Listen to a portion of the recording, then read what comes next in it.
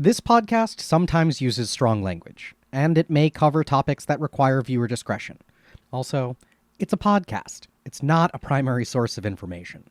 If you'd like to follow along visually with the show, or read any of the papers we talk about yourself, you can find all of those links and more at ridiculousresearchreview.com. Which one of you prepared a thing? So scientists find a precisely pointed laser allows people to see new color, Olo. Oh, And so, A new color, you new said? color. Okay. new color called Olo. And I read this a little while ago. I forget. Let me see if I can find who did this one. This week, researchers reported in the journal Science Advances, for whatever that's worth, that It's a pretty good essentially what they could do is they could selectively target one of the color sensing cones in the human retina. According to this, they dubbed it M because it responds to medium wavelengths of light. And supposedly it allowed them to activate, a series of cones in our eyes that normally are not activated, and they could see a new color called, which they're calling Olo. Now, it does go on to say that what this color looks like is a highly saturated bluish-green teal color, unlike... So not new at all. Not new at all. Just a different shade of the same colors we already have. Which made me feel like if you could describe the color by using other colors... I know. Yeah. So there you go. There's your... Well, now I'm curious, how do you justify that this is a new, different thing? I could imagine that most of the colors we think of are combinations of either red, green, and blue, or cyan, magenta, and yellow. Right. Because that's how color works. Because that's how color works. That's colors. But I could imagine that there are colors. If you could find a way to add an extra dimension in there, then okay. But we also do that. Hue and saturation are also a thing. So I don't know how you justify calling it a new color. Especially, is Olo just the C and the R taken off a fucking color? That's a really good... I was sitting here trying to figure out where they come up with Olo. And yeah, because you blasted the C and the R out of your retina. I think you nailed it, because the whole point is this idea of a medium light wave cone kind of a thing. Is it just It's in the middle of color? Middle of color. God damn, I Shut hate up. that so much. Shut I up. bet Oh that's my right. God. I'll have to look into It's the middle of... Okay.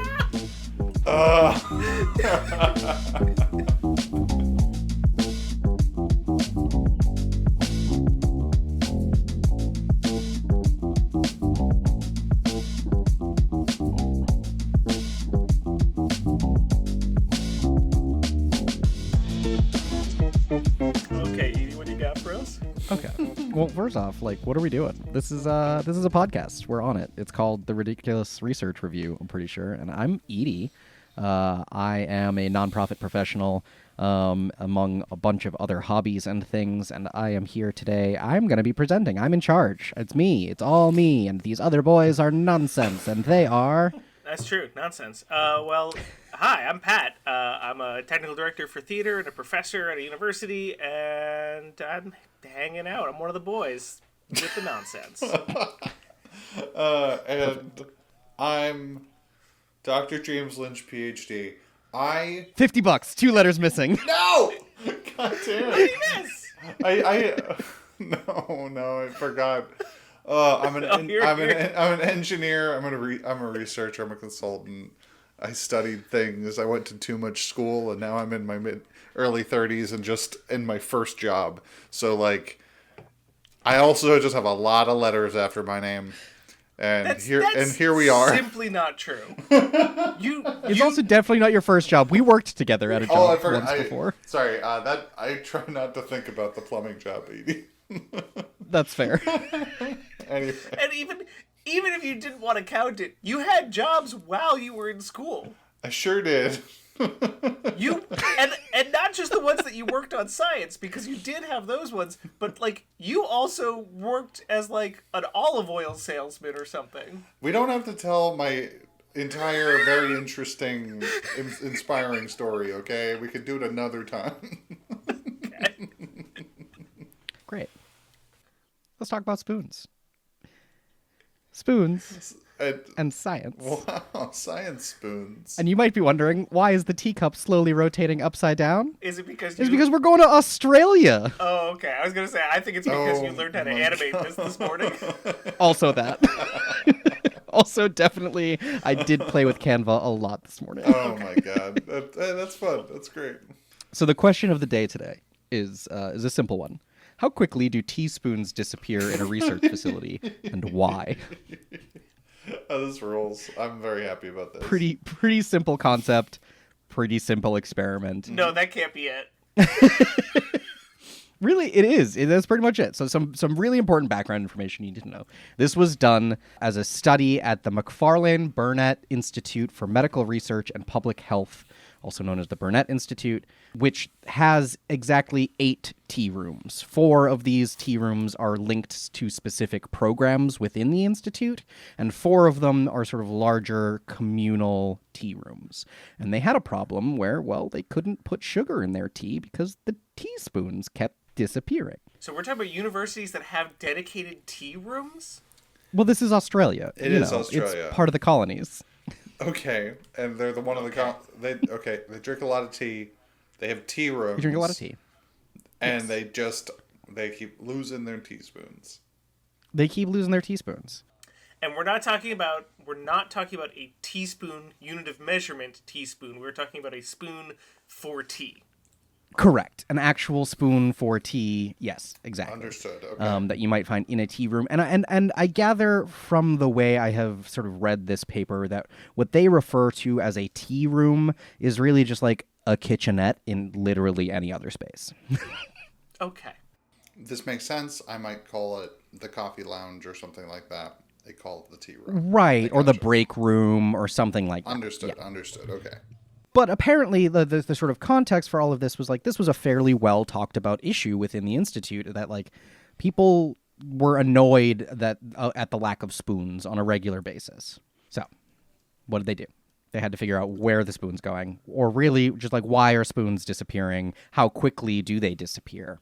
And so they started with a small pilot study just to sort of test their idea, where they bought 32 stainless steel spoons, and they discreetly numbered them, so they say. However, what they say discreetly numbered, they painted in red nail polish on the underside of the handle a number. And that was their discrete numbering, which I think if you're painting something in red paint, it's probably going to get noticed, but who knows? Yeah. I'm not an expert. They proportionately distributed these amongst a sample of the 8 tea rooms. So in this first pilot study, they didn't go to all of the tea rooms. They just did like a couple of the sort of program-related private tea rooms and a couple of the communal tea rooms. And they tested this out for a period of 5 months, where they were weekly checking to see how many teaspoons were left. And this was done very covertly. The idea, they did not tell anyone they were doing this. Okay. Simple enough so far, right? All's good. At the end of that 5 months, they did what is called a longitudinal cohort study, which maybe James knows what that is, but as a not science person... Is that a really big word for we looked to see if the spoons were there? Kind of. A longitudinal cohort study is a research method where a specific group of individuals, the cohort, with shared characteristics, is followed over an extended period of time to track changes and identify trends. This can sometimes be done for years or decades. In this case, they did another 5-month study, but they broadened it to the whole institute. Yeah. So did they make more numbered spoons, or were they... Yes. Okay. In fact, they made a couple of changes from their pilot. First, they bought a total of 70 spoons, Okay. 54 of which were regular old stainless steel spoons, and 16 were higher quality fancy spoons. Okay. And just for context of like Yes. a longitudinal study, have you ever heard of twin studies, where they like follow groups of twins and see what are in different considerations, follow them for many years? That's one. There's also a documentary series called 7 Up, where they followed a bunch of, they found like some number, it might have been like 70 children in the UK, and I've just checked in with them every 7 years. That's also a longitudinal study of a type. So anyways, so they bought 54 stainless steel simple teaspoons and 16 higher quality teaspoons because they wanted to test, if is it a quality issue? Are people stealing these because they're nice teaspoons or just because they're teaspoons? They allocated these proportionally across the 8 tea rooms. So the larger tea rooms that saw more frequent use got more teaspoons. They then audited these and counted the number of teaspoons remaining weekly for a period of 2 months, and then every 2 weeks for a further 3 months, for a total of a 5-month study. Gotcha. Again, this was conducted completely covertly. They did not reveal what they were doing to anyone until the end of the study, when they alerted the full staff to what was going on. They gave them 2 days to sort of process the fact that they were part of this study. And then they sent out return all stolen property. Yes, exactly. They sent out an anonymous report, a questionnaire asking about both sort of satisfaction with the number of spoons, a whole bunch of different questions, including asking folks to bring back any spoons that had, quote, made their ways into desk drawers or homes. There were a very limited number of spoons that were returned. Interesting. It's wild to be we have it on record how many got taken. Please bring them back, and then to choose not to bring them back is insane. Yes. There's also some 45% of respondents said they think stealing is totally okay. Hey, it's Australia. It's a historical penal colony. Okay, they think theft is cool. I mean, they're also right. Stealing is totally fine, especially if it's from work.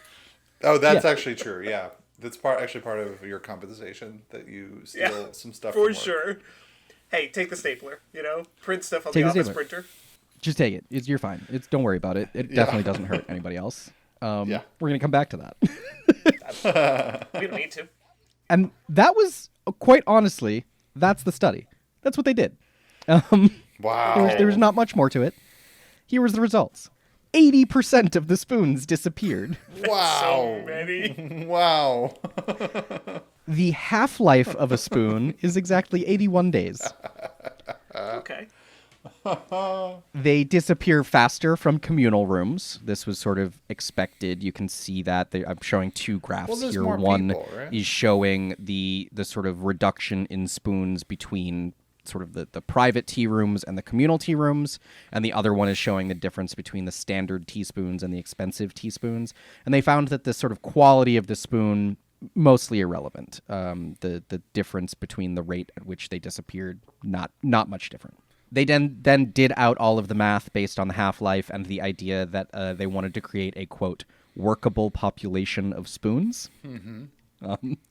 To find that they would have to purchase 252 new spoons every year in order to maintain a population of spoons of 1 spoon to every 2 people. They then extrapolated their findings to estimate that roughly 18 million spoons disappear from the city of Melbourne annually. Wow. Okay. Wow. I don't know about that. No, that's true, Pat. It's actually a major part of the... It's true. It's fact. It's science. It's just building on data. Yeah. I mean, they did science about it. They extrapolated from data, so it has to be true. Right. And so from this data and this experiment, they came to a few key conclusions. The big thing is they were looking for the why in all of this, of why are the spoons disappearing? Where are they going? And unfortunately, they found that there's just not enough research in this area. Unfortunately. And so, yeah. So there are 3 equally plausible conclusions that they've come to. And they do suggest their favorite, but we'll go through each of them because they're all sort of fascinating. The first of these is a simple tragedy of the commons. Now, this comes from a man named Garrett Hardin, real old sort of philosopher thinker. who had this idea that without regulation or private ownership, over-exploitation of a common resource is inevitable. And so this is sort of the same idea. His like famous example has to do with grazing fields. And like if one farmer brings an extra cow to graze in the field, like it's probably fine. It's going to benefit that farmer in the long run. And yeah, it takes a little bit away from everyone else. But when every farmer starts to use that same logic, soon you have overeaten the field and there is nothing left for the cows to eat and the whole system collapses. So sort of a general idea here, same idea. One person thinks, well, if I take this spoon back to my office with me, it's not going to be a big deal. There are plenty of spoons to go around. And then all the spoons are gone. Option 2. Counter-phenomenological resistentialism. I like What? this. Also known as things are against us. Yeah. This is the belief that inanimate objects have a natural antipathy towards humans. Humans don't control objects, but rather objects exert influence over humans, and the teaspoons are actively escaping human control. We've only gone one step into the conclusions. And I've already lost sight of the rails. They're gone. This is an insane conclusion, and I would also like to say point 2 is correct. Well, their argument is that there is as much evidence that this could be the reason teaspoons are going away as there is evidence that it is a tragedy of the commons. That might be true. Like, they might have the same amount of evidence for both of those things. However... Pat, are you suggesting that you don't believe that spoons have opinions and a soul? I think that perhaps these scientists need to be a little more careful with the conclusions they are willing to write down and commit to paper. I don't. It's funny you say that, Pat, because we haven't even gotten to their final favorite conclusion yet. Take me there. Would you like to hear the ones that the researchers prefer? Yeah. Sure. Yep. The researchers propose that a somewhat more speculative theory. They specifically apologized to Douglas Adams and Veet Buttigieg. Yep. Somewhere in the cosmos, along with all the planets inhabited by humanoids, reptiloids, walking treoids, and superintelligent shades of the color blue, a planet is entirely given over to spoon life forms. Unattended spoons make their way to this planet, slipping away through space to a world where they enjoy a uniquely spoonoid lifestyle, responding to highly spoon-oriented stimuli and generally leading the spoon equivalent of the good life. This is a direct quote from the paper's conclusion paragraph. Hey, Edie. This is Edie. Yeah. Yep. What the hell? I will say, in my last you may have little faith in me because last time that I presented a paper, I ended by revealing that it had not been published. This was published in an international biomedical journal. That's good. Yeah, I don't see any problems with this. Because like you can't. Hey, you can't commit. Hey, I just said that the scientists need to be really careful about what they put on paper. You have a doctorate, good sir. You got to be so careful about what you approve of on this podcast. No, actually, I think this is good and correct and the most reasonable explanation. What do you think are some tenets of the spoon equivalent of the good life? Ooh, that is a good question. I think a spoon at rest is probably a happy spoon. Oh wow. Yeah. So this is us scientists in Australia got really mad because every time he went to the break room there wasn't enough spoons, right? And he got so mad he wrote a whole paper about it. That's what we're talking about, right? No, excuse me. Excuse me. Did not just write a whole paper about it.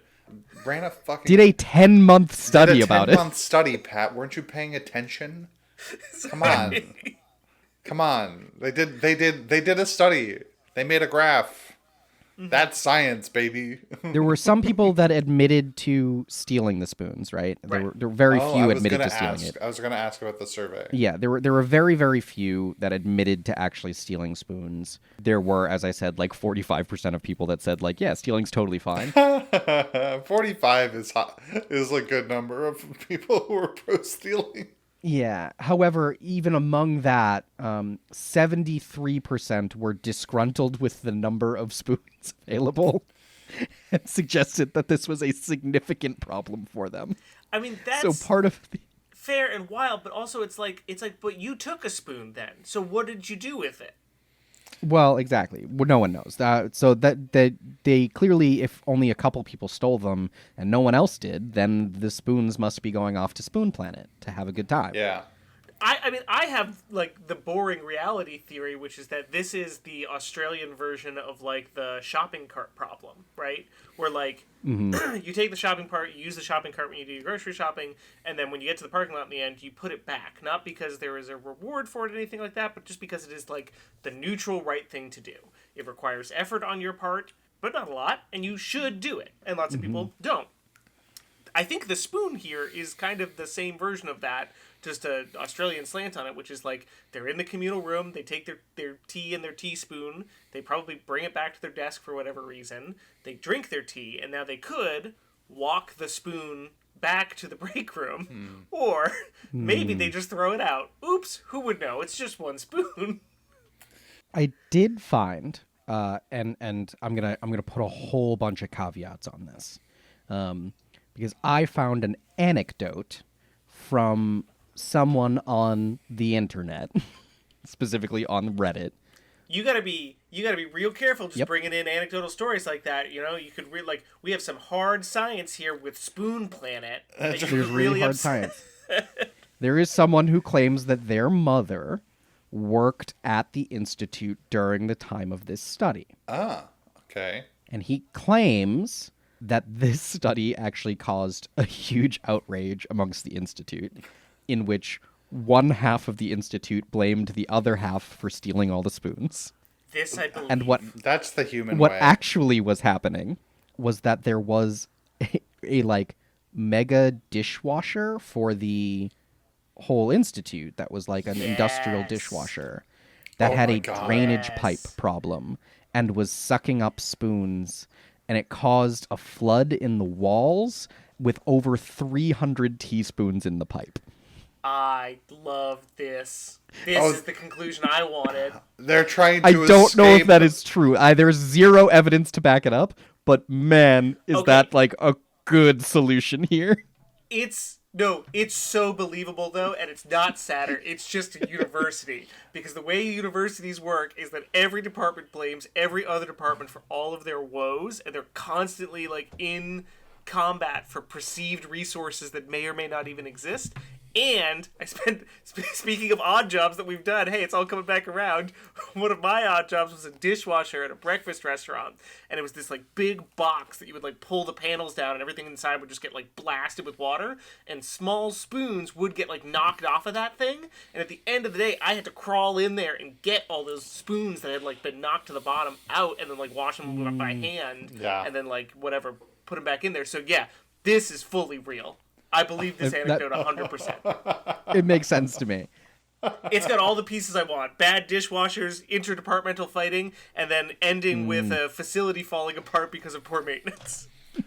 The researchers do also argue that because of the high level of disgruntledness among staff regarding the lack of spoons, that this is actually a vital resource for research institutes, and that all research institutes should have a specific budget set aside to buy new spoons. I think that's correct. I mean, I work at a place that has a cold brew coffee machine, Oh no.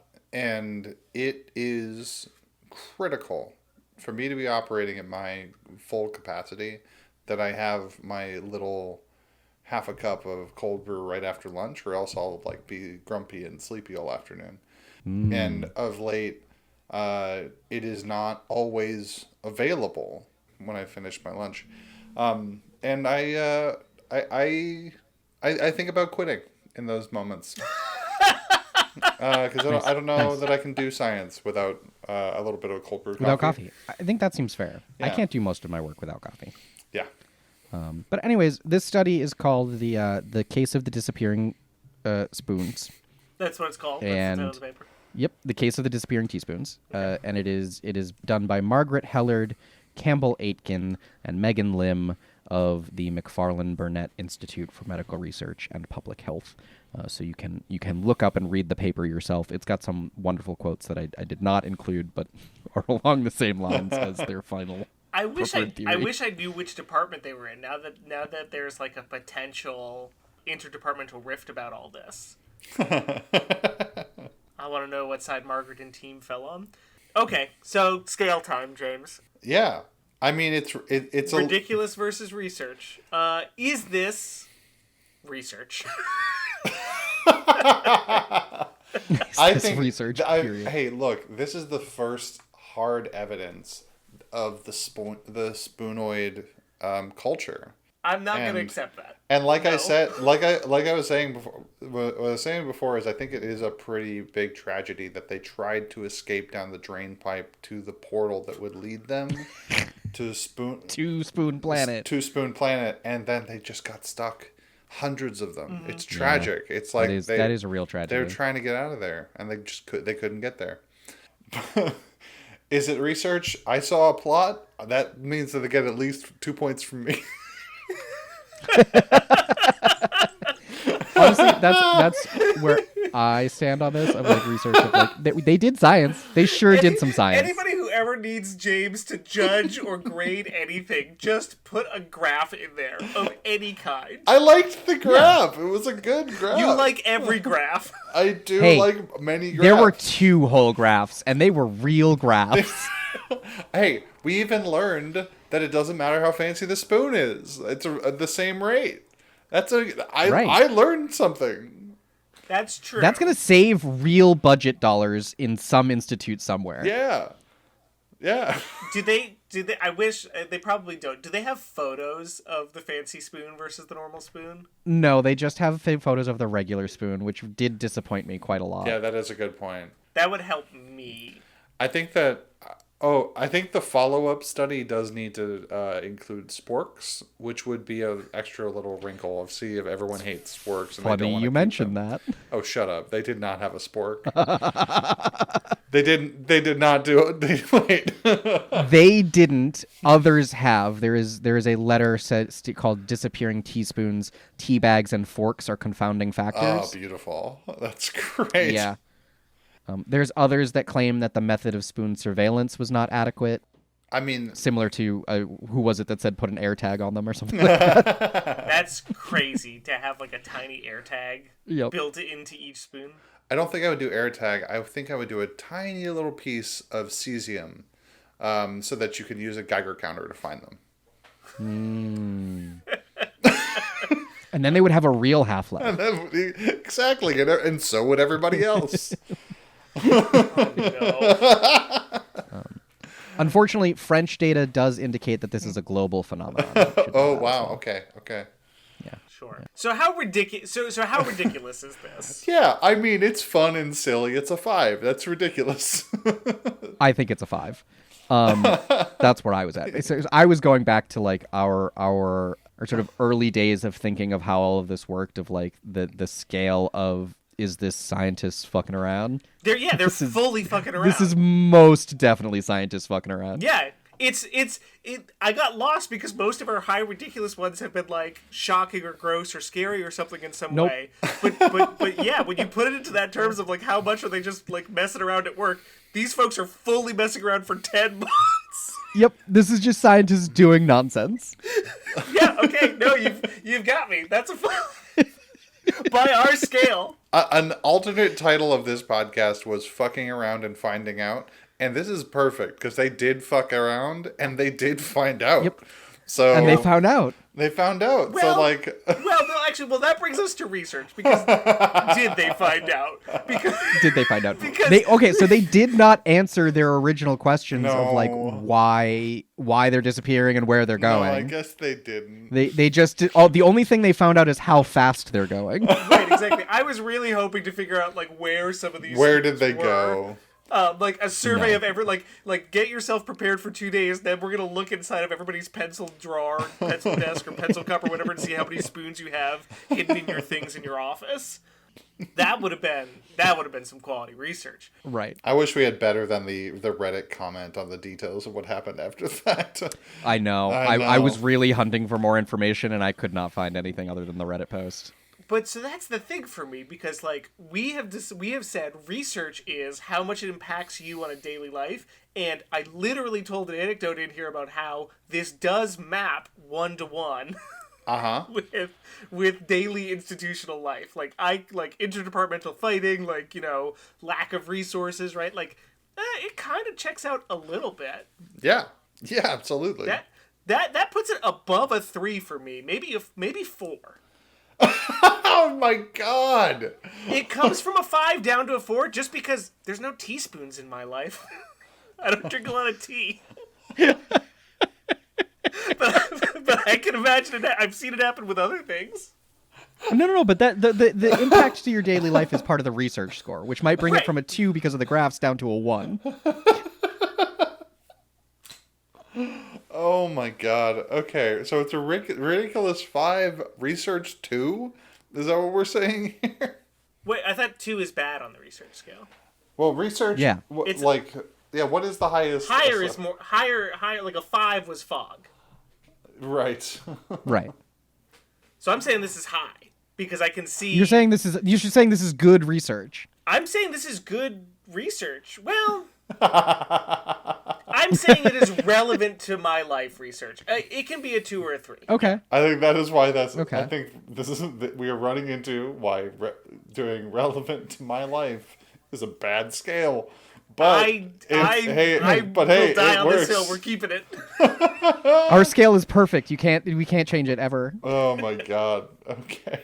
It's totally not arbitrary in any way whatsoever. It's important to go with the first thought you have and then fight vehemently to defend it. Never Correct. change it. Absolutely never change it. That's the scientific way. I'll admit that in bringing this paper to you, my aim was to find something that was extremely low research, extremely high ridiculous, without it being gross. That was like my main ideal here. Then I'm Pretty happy good. to foil you because it's a 2.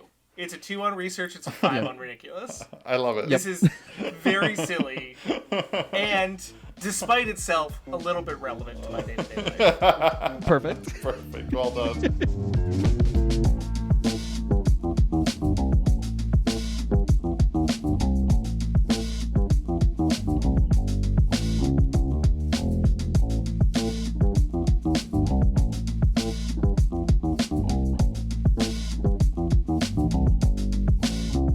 Edie, where did you find this image that is of a fancy spoon with a face and 3 eyes?